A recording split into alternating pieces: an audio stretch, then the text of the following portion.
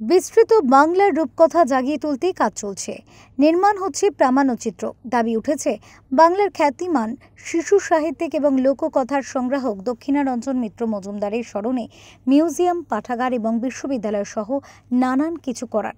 এই কথাগুলি বলেন ভারত বাংলাদেশ ফ্রেন্ডশিপ সেন্টার IBFCর নেতৃবৃন্দ সহ বিশিষ্টজনেরা।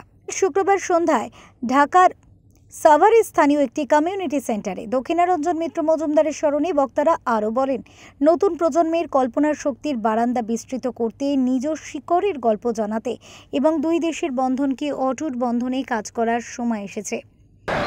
দক্ষিণা মানে কি বলুন? কিছু দেওয়া, কিছু দেওয়া, মানুষকে দান করা, দক্ষিণা দেওয়া। দক্ষিণারঞ্জন মজুমদার সাভারকে দিয়ে গেছে, বাংলাদেশকে দিয়েছে কিভাবে? ঠাকুরমা ঝুলে, যেটি নিয়ে শুধু নট অনলি বাংলাদেশ, যেটি নিয়ে ভারতে রিসার্চ হচ্ছে, যেটি নিয়ে লন্ডনে রিসার্চ হচ্ছে, যেটি নিয়ে আমেরিকা রিসার্চ হচ্ছে। স্টেপ দিতে পারবো যে মানে বাংলাদেশের এবং ভারতের জনগণের মধ্যে যে বন্ধুত্ব, এখন আর জনগণ বলে না, এখন বলে নাগরিক, সিটিজেন টু সিটিজেন রিলেশনশিপ।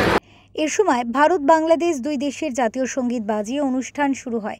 অনুষ্ঠানে ছিল নাচ, গান, পাপেট শো, প্রামাণ্যচিত্রের টিজার প্রদর্শন সহ নানান আয়োজন।